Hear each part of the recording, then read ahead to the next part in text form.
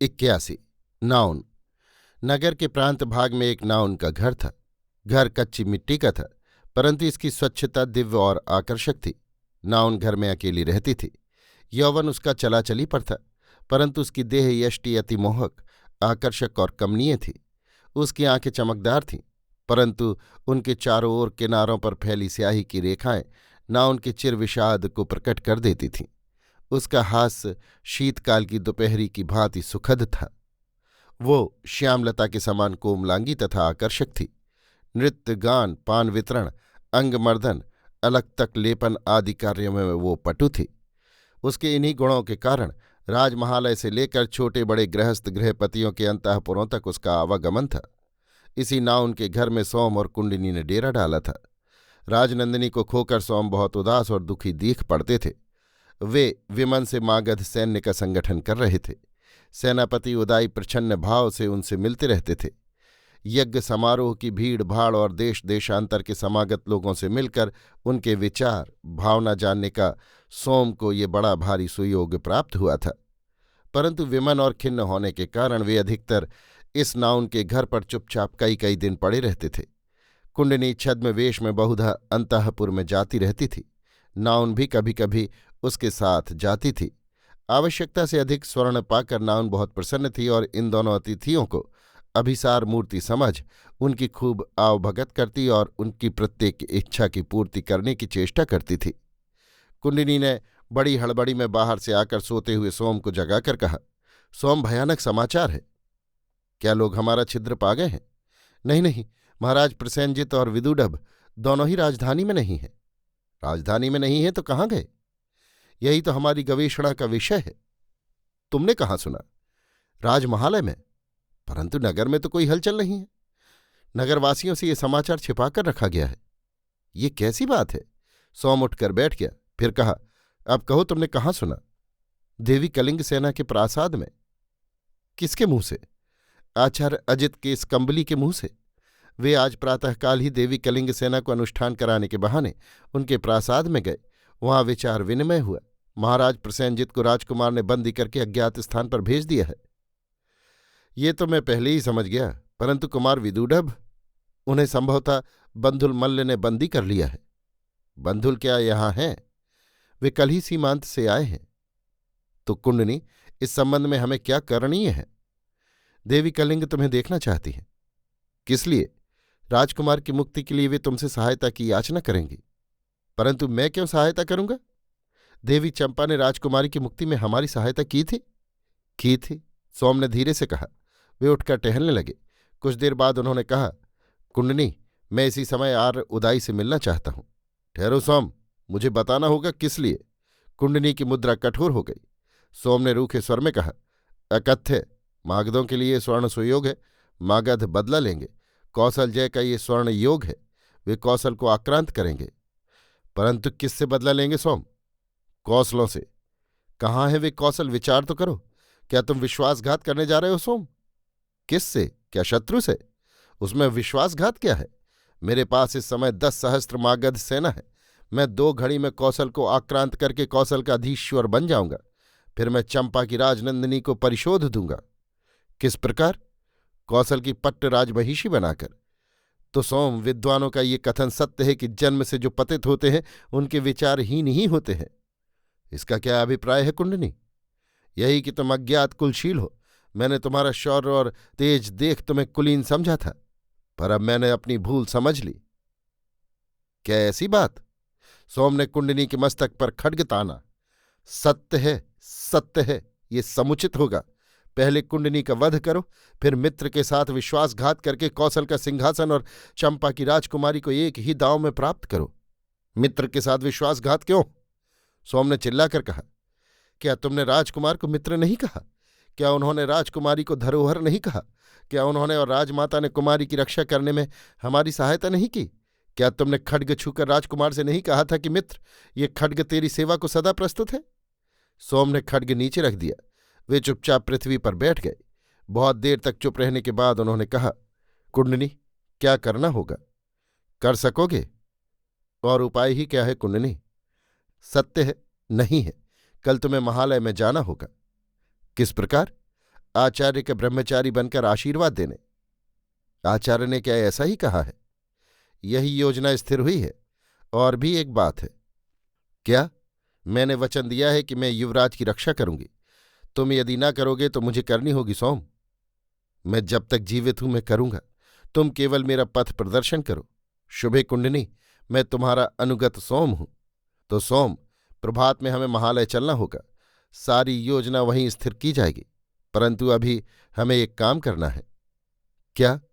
दीह दंत के अड्डे पर जाना होगा। वो तो बहुत दूषित स्थान है, परंतु हमें वहां जाना होगा। क्यों? राजकुमार का पता वहीं लगने की संभावना है। तो मैं वहां जाता हूं। नहीं, हम तीनों को जाना होगा। नाउन उस पापी को पहचानती है। नाउन के इस अभियान में विश्वसनीय रहेगी। वो सर्वथा विश्वास के योग्य है। तब जैसी तुम्हारी इच्छा। तो हम लोग एक मुहूर्त में तैयार होते हैं। अभी एक दंड दिन है। ठीक सूर्यास्त के बाद हमें वहां पहुंचना होगा। तब तक तुम भी एक लुच्चे मद्यप का रूप धारण कर लो।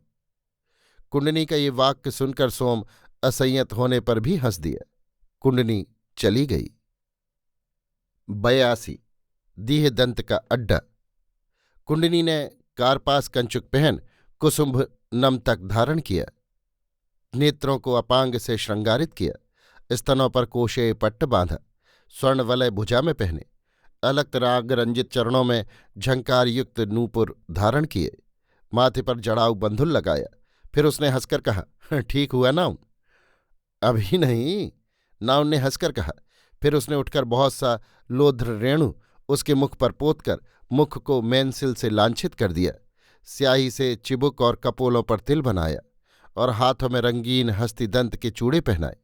फिर लंबे काय बंधन कमर में लटका चोलपट्ट पहनाए और तब कहा, अब हुआ? तो अब तू भी साज सज। कुंडनी ने उसका भी अपना ही सा श्रृंगार किया। नाउन ने हंसकर कहा, समझिए अभिनय करना होगा सखी। कर सकोगी? क्यों नहीं, परंतु नई नई देहात से जो आई हूं, अल्हड़ बछेड़ी हूं। कुंडनी ने नाउन की चुटकी भरते हुए कहा। फिर बोली, चल अब देखें नागर के कैसे रंग हैं। सोम ने एक नटखट नागर का उलवण वेश धारण किया था। उसने शतबल्लिक धारण किया था और कंठ में मंजरीक पहनी थी। कमर में कलावुक मुरज बांधा था। वो लाल उपानह पहन झट तैयार हो गया। तीनों जब राजमार्ग पर पहुंचे तो अलिंद सूने थे। गवाक्षों के कपाट बंद थे। वीथियों में जहां तहां राजदीप जल रहे थे, परंतु राजपथ का अंधकार उनसे दूर नहीं हो रहा था। दीहदंत का अड्डा श्रावस्ती के जनाकीर्ण अंतराल में एक गंदी और तंग गली में था। वहां उस समय मिट्टी के दीप जल रहे थे। मद्य की दुर्गंध आ रही थी। मद्यप, द्यूतकार, चोर, गलाकाट तथा निम्न श्रेणी के विट, विदूषक और लंपट वहां बैठ मद्य पीते हुए भांति भांति के गपोड़े हाँक रहे थे। बहुत से लोग अपशब्द बक रहे थे। बहुत सी स्त्रियों के क्रय विक्रय की बात कर रहे थे। एक जुआरी ने 4 दम में अपनी स्त्री को एक मित्र के पास गिरवी रख दिया था। अब वो वहां बैठा लोगों से अपने उस मित्र का सिर फोड़ देने का संकल्प भी प्रकट कर रहा था और गौड़िये मद्य के घूंट भी गले से उतारता जा रहा था। एक दुबली पतली नवयुवती मदपाइयों को चषक भर भर कर देती जा रही थी। मदोन्मत्त ग्राहक उसे छेड़ छेड़ कर गंदी बातें बक रहे थे। लोग सुनकर हंस रहे थे। तीनों ने वहां पहुंचकर एक अंधकारपूर्ण स्थान में खड़े होकर परामर्श किया। पहले नाव न डिम गई। दीहदंत उसे देखते ही प्रसन्न हो गया। हंसते हुए उसने कहा, अरे तेरी जय हो रानी, आज इतने दिन बाद किधर? नाव ने होठों पर उंगली रख संकेत से उसे अपने पास बुलाया और कान में धीरे से कहा, एक चिड़िया फांस लाई हूं। अड्डे में समझिया अभिनय करेगी, ग्राहकों को मद्य देगी, अवसर पाकर बेच लेना। 20 दम्म से कम न मिलेंगे। अरे वाह, ये तो बहुत बढ़िया बात है। वो क्या कोई अगारिका है? नहीं, नटनी है। कोई हानि नहीं, किंतु सुंदरी है। देख ले, सुंदरी क्या ऐसी वैसी है?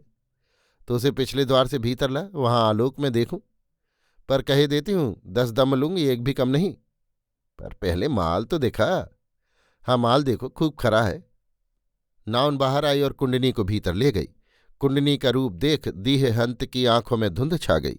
उसने हाथ मलते हुए कहा, हंदजे, तू क्या समझिया अभिनय कर सकती है? कुंडनी ने ब्रीड़ा लाश दिखाकर और तनिक मुस्कुराकर सिर हिला दिया। तब अच्छा है। तो नाउन 5 दम ले, देख ले। अभी नई है, बहुत खिलाना पिलाना सिखाना पड़ेगा। नहीं रे, सिखाना नहीं, सब जानती है, देख। उसने जाकर कुंडनी को संकेत किया।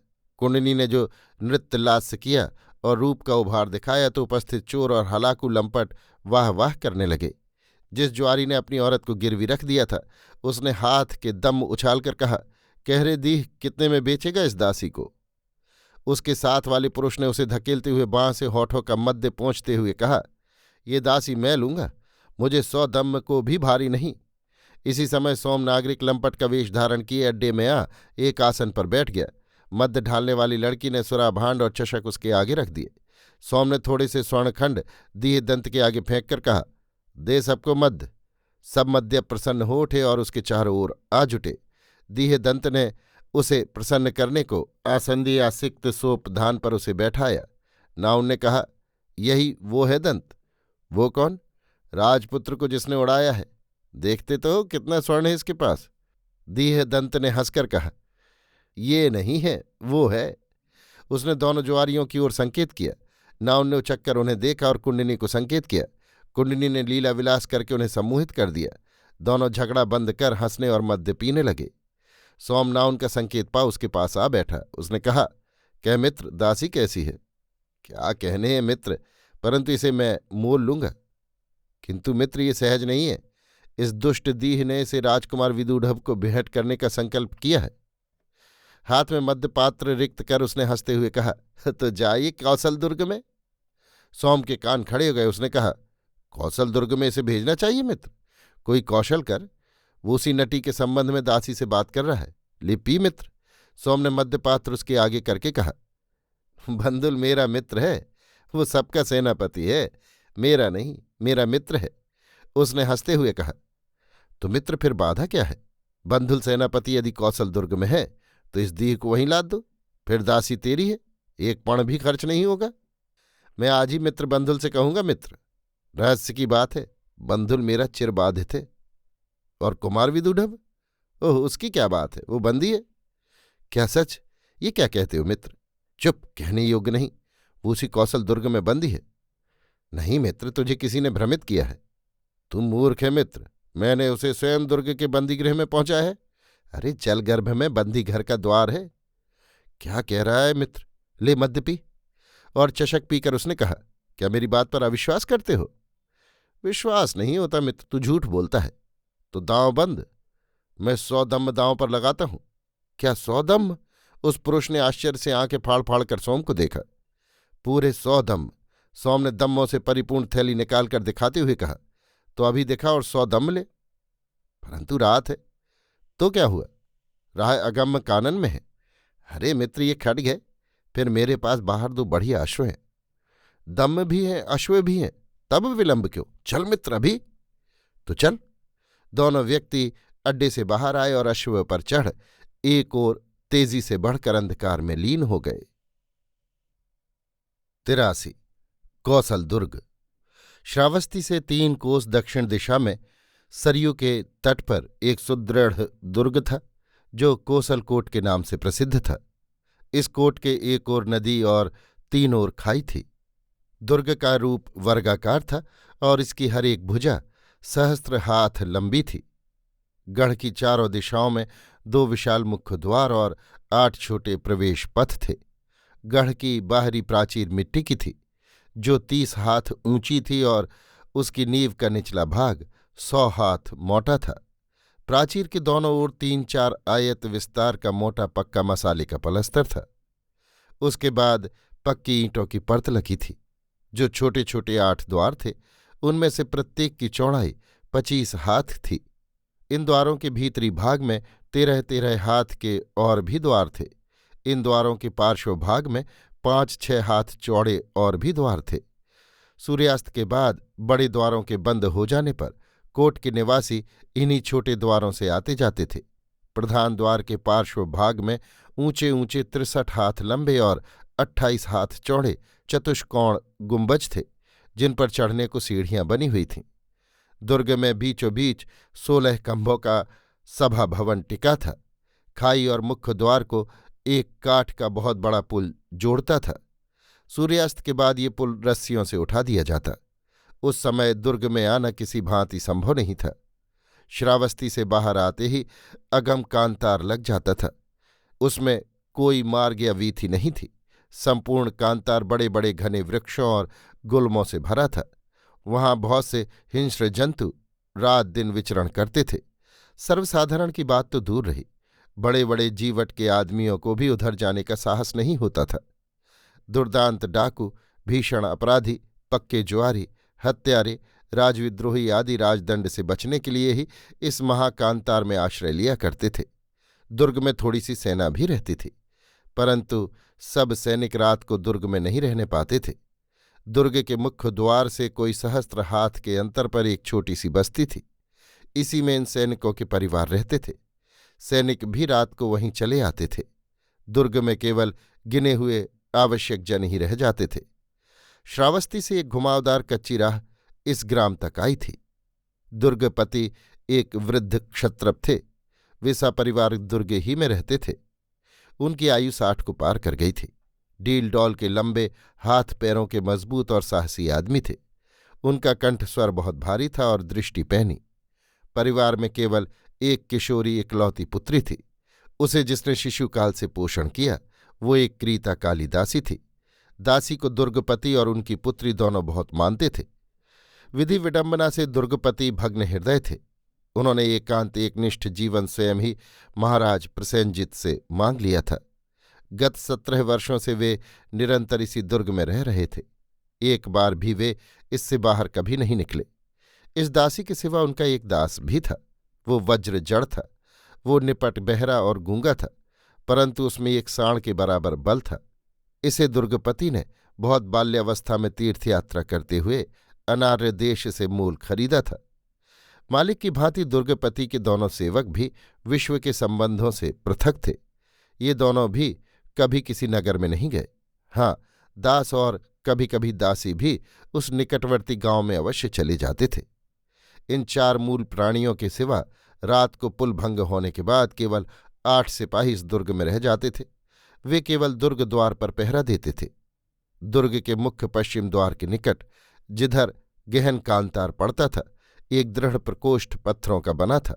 ये वास्तव में बंदी गृह था। बंदी गृह में कोई प्रकट प्रवेश द्वार न था। केवल छत के पास एक आयत भर का छिद्र था।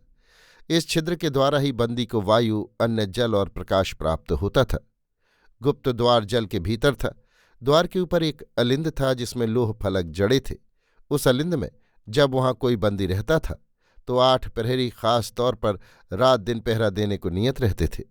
खाई के उस पार इस बंदी घर के ठीक छिद्र के सामने एक छोटी सी पक्की 2 मंजिली अट्टालिका थी। ये अट्टालिका प्रायः सदा बंद रहती थी। कभी कभी इसमें रहस्यपूर्ण रीति से कोई राजपुरुष 2-4 दिन को आ ठहरते थे। वहां से दुर्ग के उस ओर वाली बस्ती को केवल एक छोटी सी पगडंडी चली गई थी। बस्ती में सिपाहियों के घरों के सिवा कुछ घर कृषकों के भी थे। उन्होंने आसपास की थोड़ी सी भूमि साफ करके अपने खेत बना लिए थे। कुल बस्ती में केवल एक दुकान मोदी की थी तथा एक पानागार था। रात्रि को बहुत देर तक उसी पानागार में चहल पहल रहती थी। बस्ती के रहने वाले प्रायः वहां बैठकर पान करते हुए गप्पे लड़ाया करते थे। इस समय दुर्ग में एक बंदी था। इससे बंदी गृह के बाहरी अलिंद में 8 सशस्त्र सैनिकों का पहरा बैठा था और खाई के उस पार जो घर था उसमें भी मनुष्यों के रहने का आभास मिल रहा था। परंतु नियमित रूप से जैसी व्यवस्था चली आ रही थी, दुर्ग में वैसी ही चल रही थी। दुर्गपति साधारण नित्य नियम से रह रहे थे। केवल बंदी गृह के प्रांत को छोड़कर और कहीं कुछ नवीनता नहीं प्रकट हो रही थी। 84 नर्म साचिव्य। कीचड़ और मिट्टी में लथपथ सोमप्रभ ने सूर्योदय से प्रथम ही घर में प्रवेश किया। उनका अश्व भी बुरी तरह थक गया था। कुंडनी और नाउन तमाम रात जागती रहकर सोम की प्रतीक्षा करती रही थी। अब कुंडनी ने कुछ आश्वस्त होकर किंतु संदेह भरे नेत्रों से सोम को देखा। सोम ने संक्षेप में कहा, कुंडनी, सब देख आया हूं। राजकुमार को छुड़ाना सहज नहीं है, परंतु चलो अब हम राजमहिषी से पहले मिल लें। मैं अभी एक मुहूर्त में तैयार होता हूं, तुम भी तैयार हो लो। और बातें नहीं हुई। सोम ने नित्य कर्म से निवृत्त हो खूब डटकर स्नान किया, आपाद श्वेत कोशय धारण किया, मस्तक पर चंदन का तिलक लगाया, सिर पर भंग पट्ट बांधा, उत्तरासंग को ब्रह्मचारी की भांति कंधे पर डालकर कहा, कुंडनी, अब इस वेश में खड्ग तो मैं नहीं ले जा सकूंगा। उसकी आवश्यकता नहीं सोम। क्यों नहीं? शत्रु के अंतःपुर में छद्म वेश में प्रवेश करना होगा, फिर दिन दहाड़े। तू कहती है कि खड्ग की आवश्यकता नहीं? नहीं है सोम, हम शत्रु का उपकार करने उसी की नियुक्ति पर जा रहे हैं। विशेष बातचीत नहीं हुई। तीनों जन चलकर राजद्वार पर पहुंचे।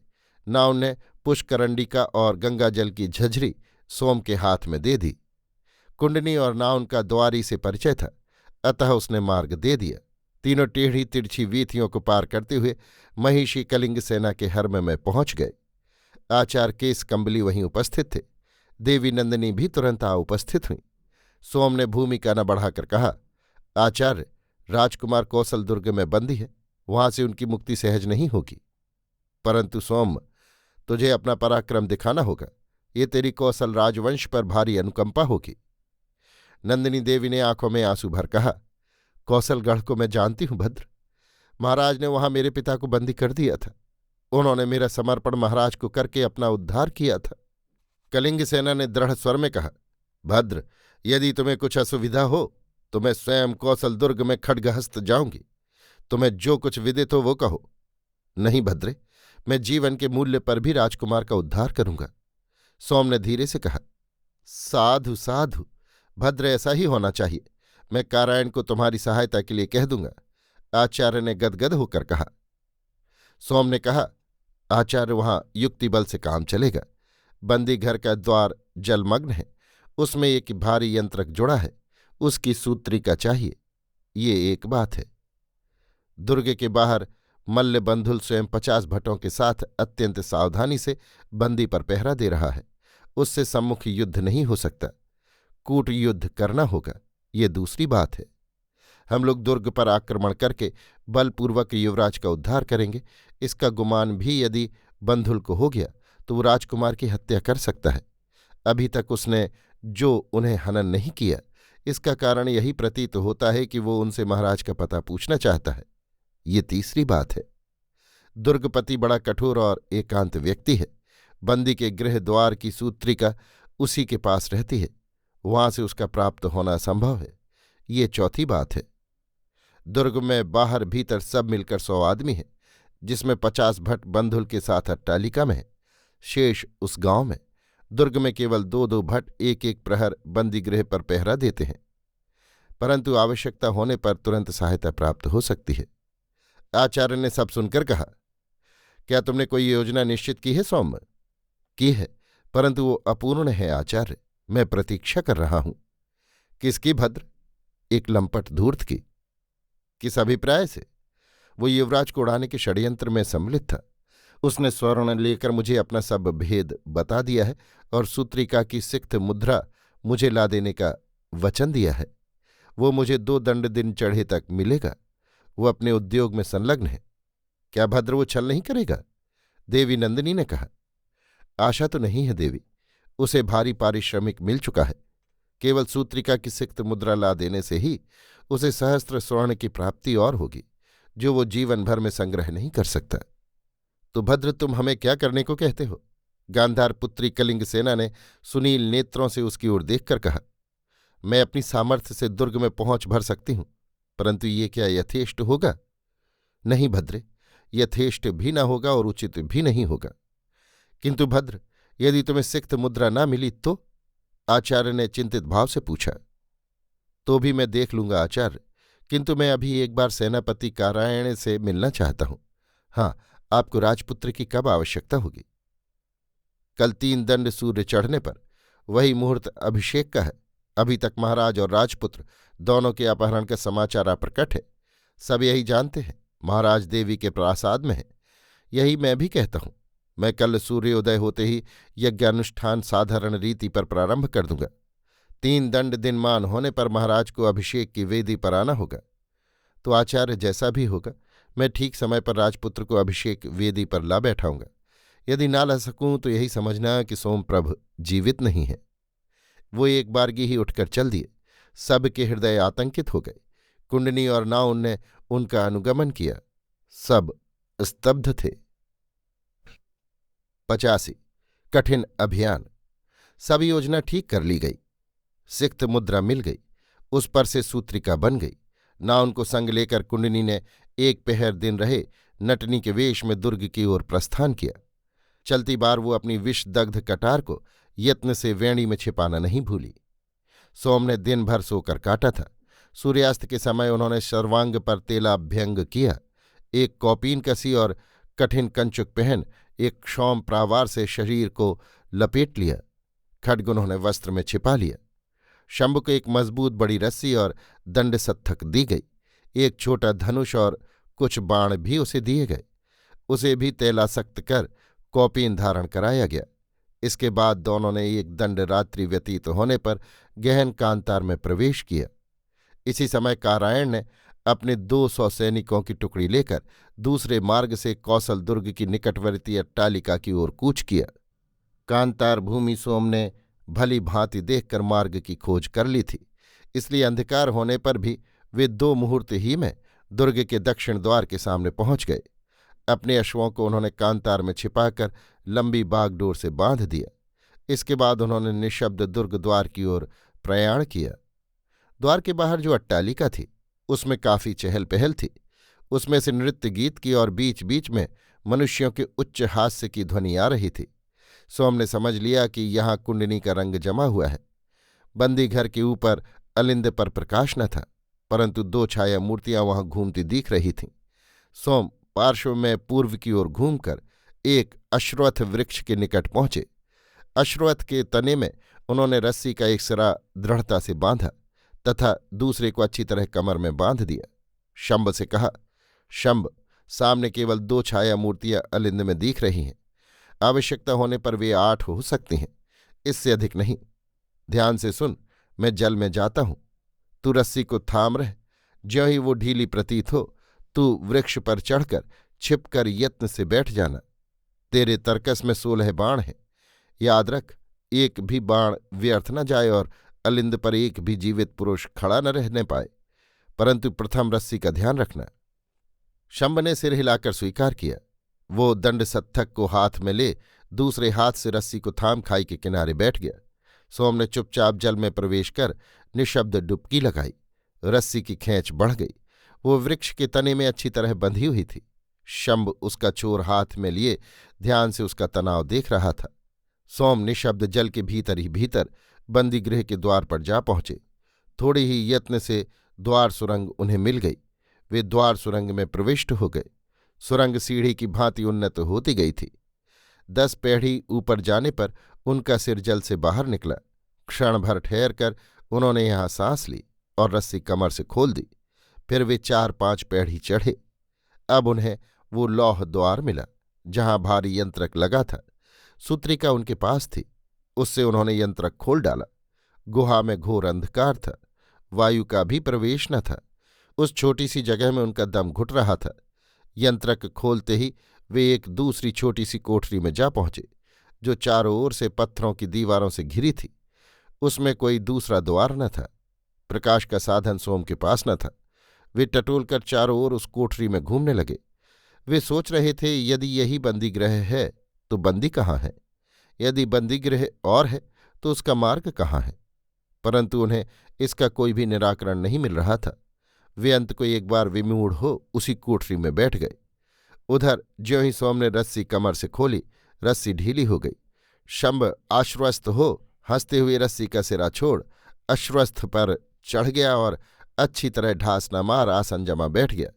बैठकर उसने ध्यानपूर्वक अलिंद की ओर देखा। 2 छाया मूर्तियां वहां अंधकार में घूम रही थीं। शंभ ने बाण सीधा किया और कान तक तान कर छोड़ दिया। बाण उस व्यक्ति की पसलियों को चीरता हुआ फेफड़े में अटक गया। वो व्यक्ति झूमकर अलिंद के किनारे तक आया और छप से जल में गिर गया। दूसरे व्यक्ति को ये पता नहीं लगा कि क्या हुआ। वो आश्चर्य मुद्रा में झुककर उस पुरुष को देखने लगा। इसी समय दूसरे बाण ने उसके कंधे में घुसकर उसे भी समाप्त कर दिया। वो पुरुष भी वहीं अलिंद में झूल पड़ा। शंभ अपनी सफलता पर बहुत प्रसन्न हुआ। वो अब ध्यान से तीसरे शिकार की ताक में बैठ गया। थोड़ी ही देर में 2 सैनिक बातें करते हुए अलिंद में आए और प्रहरी को इस भांति लटकते देख उनमें से एक ने उसका नाम लेकर पुकारा। उत्तर न पाकर वो निकट आया। निकट आकर देखा वो पुरुष मृत है। एक बाण उसके अंग में घुस गया है। दोनों प्रहरी भीत हो एक दूसरे को देखने लगे। इसी समय शंभ का तीसरा बाण सनसनाता हुआ आकर उनमें से एक के वक्ष गह्वर में पार हो गया। वो पुरुष रक्त वमन करता हुआ वहीं गिर गया। दूसरे सैनिक ने आतंकित हो तुरही फूंकी। तुरही की तीव्र ध्वनि शून्य में दूर दूर तक गूंज उठी। उसी समय शंभ का चौथा बाण उसके कंठ के आर पार हो गया। तुरही उसके हाथ से छूट पड़ी। वो मृत होकर वहीं गिर गया। परंतु तुरही का शब्द अट्टालिका के लोगों ने सुन लिया। शब्द सुनते ही वहां के मनुष्यों में प्रगति प्रकट हुई। वाद्य नृत्य बंद हो गया और मनुष्यों की दौड़ धूप चिल्लाहट के शब्द सुनाई देने लगे। शस्त्रों की झंझनाहट भी सुनाई देने लगी। कारायण अपने 200 भटों को लिए पूर्व नियोजित योजना के अनुसार इस अट्टालिका के चारों ओर अत्यंत अप्रकट रूप से घेरा डाले पड़े थे। उन्होंने सैनिकों को आवश्यक आदेश दिए और वे अट्टालिका से बाहर निकले मनुष्यों पर प्रहार करने को सन्नद्ध हो गए। परंतु ये देखकर उनके आश्चर्य का कोई ठिकाना नहीं रहा कि अट्टालिका का प्रकाश बुझ गया। वहां सन्नाटा छा गया। किसी जीवित प्राणी के वहां रहने का आभास ही नहीं रहा। सेनापति कारायण अब विमूढ़ होकर सोचने लगे कि क्या करना चाहिए। इसी समय दुर्ग में विपत्ति सूचक घंटा बजा और निकटवर्ती ग्राम से सोते हुए सैनिक शस्त्र सन्नद्ध होकर दौड़ते हुए दुर्ग की ओर जाते देख पड़े। खाई पर बड़ी बड़ी चरखियां काष्ठ के भारी पुल को गिराने लगीं। कारायण ने ये देख अपना कर्तव्य निश्चित कर लिया। उन्होंने 50 भट छांटकर अपने साथ लिए। शेष 150 सैनिक अपने अधिनायकों की अधीनता में 3 टुकड़ियों में विभक्त किए। पहली टुकड़ी के नायक को आदेश दिया कि वो तुरंत दुर्ग द्वार पर प्रच्छन्न भाव से जाकर खाई के पुल पर अधिकार कर ले। दुर्ग में किसी शत्रु सैनिक को प्रविष्ट न होने दे।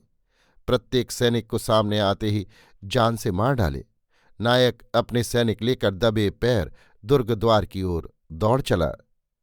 दूसरे नायक को सेनापति ने आदेश दिया कि वो घूमकर पश्चिमी दुर्ग द्वार के चारों ओर फैल जाए और ग्राम से आते हुए सैनिकों को काट डाले। नायक के उधर चले जाने पर सेनापति ने तीसरी टुकड़ी के नायक को आज्ञा दी कि मैं अट्टालिका पर आक्रमण करता हूं, तुम बाहर से इसकी रक्षा करना, किसी भी सैनिक को भीतर मत घुसने देना। इतनी व्यवस्था कर सेनापति ने अपने 50 भट लेकर अट्टालिका पर आक्रमण किया। साधारण आघात से द्वार भंग हो गया। परंतु उसे ये देखकर अत्यंत आश्चर्य हो रहा था कि अट्टालिका में इतने आदमियों की चहल पहल थी, प्रकाश था। वहां से गान वाद्य की ध्वनि आ रही थी, पर वहां से एक भी जन बाहर नहीं निकला। क्या कारण है कि अब वहां एक बारगी ही सन्नाटा छा गया? क्या भूमि मनुष्यों को निगल गई? सेनापति कारायण ने सैनिकों को प्रकाश करने का आदेश दिया। प्रकाश में उन्होंने गान पान के अवशेष देखे, परंतु मनुष्य नहीं। उन्होंने अत्यंत सावधानी से प्रत्येक प्रकोष्ठ को, प्रत्येक कोष्ठक को देखना प्रारंभ किया। एक प्रकोष्ठ में उन्होंने कुंडनी और नाउन को वस्त्रखंड से बंधी हुई पड़ी देखा। सेनापति ने उन्हें बंधन मुक्त करके उनके मुंह में ठूंसा हुआ कपड़ा निकाला। सेनापति कुंडनी और उसकी संगिनी से परिचित न थे। उसने पूछा, तुम कौन हो और कक्ष के और आदमी कहाँ हैं? कुंडनी ने पूछा, क्या आप सेनापति कारायण हैं? हाँ, मैं कारायण हूं। तो सेनापति, संकट सन्निकट है, शीघ्रता कीजिए। वो गर्भद्वार है, वहां 16 सशस्त्र भट गए हैं। संभव है सोमभद्र से उनका संघर्ष हो जाए। भीतर गर्भगृह में सोम एकाकी गए हैं। कारायण ने नग्न खड्ग लेकर गर्भगृह में प्रवेश किया, परंतु वहां अधिक जन नहीं जा सकते थे। सेनापति ने 16 भट छांट लिए। लंबी और पतली गुहा में चलते चलते उन्होंने 4 सशस्त्र तरणों को सामने देखा। इन्हें देखते ही वे इन पर टूट पड़े, परंतु सेनापति ने क्षण भर ही में उन्हें काट डाला। आगे उन्होंने एक लौह द्वार को देखा जो बंद था। सेनापति उसे देखकर हताश हो गए। वे द्वार तोड़ने या खोलने का उद्योग करने लगे। कुंडनी ने नाउन से कहा, चलो हला, अब हम अपने उद्योग का दूसरा प्रकरण पूरा करें। बाहर कहीं शंभ है, पहले उसे देखना होगा। निश्चय उसी की प्रतिक्रिया होने से सैनिकों ने तुरही नाद किया था। इससे वो बंदीगृह के उस ओर कहीं होगा। इतना कह कुंडनी नाउन का हाथ पकड़कर बाहर आई। उसने उसी अश्वत्थ वृक्ष के नीचे खड़े होकर संकेत किया। शंभ झट वृक्ष से कूद पड़ा। कुंडनी ने कहा, शंभ, तेरा स्वामी कहाँ है? वे जल में गए हैं। कितना विलंब हुआ? बहुत, एक दंडकाल। तो शंभ, वे विपद में पड़ सकते हैं, तू साहस कर। शंभ ने हुंकृति की। कुंडनी ने कहा, वो बंदीगृह देख रहा है। शंभ ने सिर हिलाया। कुंडनी ने कहा, उसका प्रवेश द्वार जलमग्न है, तू गोता लगा। ठीक उस अलिंद के मध्य भाग के नीचे एक गुहा छिद्र मिलेगा। वो उन्नत सोपान है, उसमें घुसकर तू बंदी गृह में पहुंचेगा। उसी में तेरे स्वामी का मित्र बंदी है, जिसके उद्धार के लिए सोम वहां एकाकी गए हैं, परंतु उनके सामने 16 योद्धा हैं। शंभ, तू साहस कर। शंभ ने दंड सत्थक दृढ़ता से हाथ में थामा और धनुष बाण कुंडनी को देकर कहा, इसमें से केवल 4 बाण कम हुए हैं, 12 बाण अभी तूर्णीर में है। इससे देवी की रक्षा हो सकती है। मेरे लिए ये यथेष्ट है। उसने हंसकर दंड सत्थक की ओर संकेत किया। कुंडनी ने धनुष बाण ले लिया। शंभ ने रस्सी का छोर कमर से बांधते हुए कहा, ये रस्सी थामे रहें देवी, जब ये ढीली हो तो समझना। शंभ ठीक स्थान पर पहुंच गया। कुंडनी ने रस्सी थाम ली। शंभ ने धीरे से जल में प्रवेश किया और अदृश्य हो गया। थोड़ी ही देर में रस्सी ढीली हो गई। कुंडनी ने नाउन से कहा, हला, सोम को सहायता पहुंच गई, उधर से भी और इधर से भी। अब हमें इस अश्वत्थ पर चढ़कर बैठना चाहिए और परिणाम की प्रतीक्षा करनी चाहिए। सोम उस कोष्ठक में चारों ओर घूमते, हाथों से टटोलते, खड्ग की मूठ से दीवार और फर्श ठोकते, परंतु कोई फल न होता था। वहां से कहीं जाने का कोई द्वार नहीं देख पड़ता था। वे हताश होकर बैठ जाते और फिर उद्योग करते। बहुत देर बाद उन्हें कोठरी में प्रकाश का आभास हुआ। वे ध्यान से देखने लगे कि प्रकाश यहाँ कहाँ से आया। उन्हें कुछ ही क्षणों में प्रतीत हो गया कि ऊपर छत में एक छिद्र है, प्रकाश वहीं से आ रहा है। इसी समय 4 मनुष्य उस छिद्र में से उस कोष्ठक में कूद पड़े। एक के हाथ में प्रकाश था। सोम उन्हें देखकर फुर्ती से गुहा द्वार में छिप गए। 4 मनुष्यों में से एक ने कहा, मैं बंदी को देखता हूं, तुम यहीं यत्न से द्वार की रक्षा करो। उसने किसी युक्ति से तलभूमि की एक शिला को हटा दिया और उसमें घुस गया। सोम ने देखा, वो मलबंधुल था। सोम एक बारगी ही खड्ग लेकर उन मनुष्यों पर टूट पड़े। वे मनुष्य भी साधारण भट न थे। सोम ने क्षण भर ही में कठिनाई को समझ लिया। सोम चाहते थे कि वे बंधुल का अनुगमन करके दूसरे कक्ष में प्रविष्ट हों, परंतु तीनों भटों ने कठिन अवरोध किया। प्रारंभ ही में सोम एक घाव खा गए। इसी क्षण शंभ ने कोष्ठक में प्रवेश कर दंड सत्थक का एक भरपूर हाथ एक भट के सिर पर मारा, जिससे उसके कपाल के 2 खंड हो गए और रक्त की बित्ता भर फुहार उठ खड़ी हुई। ठीक समय पर शंभ का सहाय पाकर सोम ने हर्ष से चिल्लाकर कहा, वाह शंभ, खूब किया, रोक इन दोनों को, मैं भीतर जाता हूं। और सोम दुर्धुर्ष वेग से खड्ग फेंकते हुए तलभूमि में प्रविष्ट हो गए। बंधुल खड्ग ऊंचा किए विदुढभ का हनन करने जा रहा था। बंधुल ने कहा, दासीपुत्र बता, महाराज कहाँ हैं या मर। विदुढभ लोह श्रृंखला से आबद्ध दीवार में चिपके हुए चुपचाप खड़े थे। उनके होठ परस्पर चिपक गए थे। उनकी आंखों से घृणा और क्रोध प्रकट हो रहा था। सोम ने पहुंचकर बंधुल को ललकारते हुए कहा, बंधुल, श्रृंखलाबद्ध बंदी की हत्या से तेरा वीरत्व कलुषित होगा। आ इधर, मैंने अभी तक मल्लों का खड्ग देखा नहीं है। तब देख, तू कदाचित वही चोर की भांति अंतःपुर में घुसने वाला मागध है। बंधुल ने घूम कर कहा, वही हूं बंधुल। तब ले। बंधुल ने करारा वार किया। सोम यत्न से बचाव और वार करने लगे। दोनों अप्रतिम सुभट उस छोटे कक्ष में भीषण खड्ग युद्ध में व्यस्त हो गए। युवराज विदुढभ ने चिल्लाकर उदग्र हो कहा, अरे वाह मित्र, ठीक आए, परंतु खेद है कि मैं सहायता नहीं कर सकता। फिर भी उन्होंने आगे बढ़कर श्रृंखलाबद्ध दोनों हाथ जोर से बंधुल के सिर पर दे मारे। बंधुल के सिर से रक्त फूट पड़ा। उसने पलटकर राजकुमार पर खड्ग का एक वार किया। इसी क्षण सुयोग पा सोम ने बंधुल के वाम स्कंध पर एक भरपूर हाथ मारा। बंधुल और राजकुमार दोनों ही गिरकर तड़पने लगे। सेनापति कारायण हताश होकर जब गर्भमार्ग में लोहारगल को खोल नहीं सके तो उन्होंने द्वार भंग करने का उद्योग किया। इसी समय द्वार खुला और कुछ भट सामने दिख पड़े। ये भट बंधुल के थे, जो नीचे बंदीगृह में युद्ध होता देख सहायता को लौटे थे, परंतु सामने शत्रु को देख वे पीछे भाग पड़े।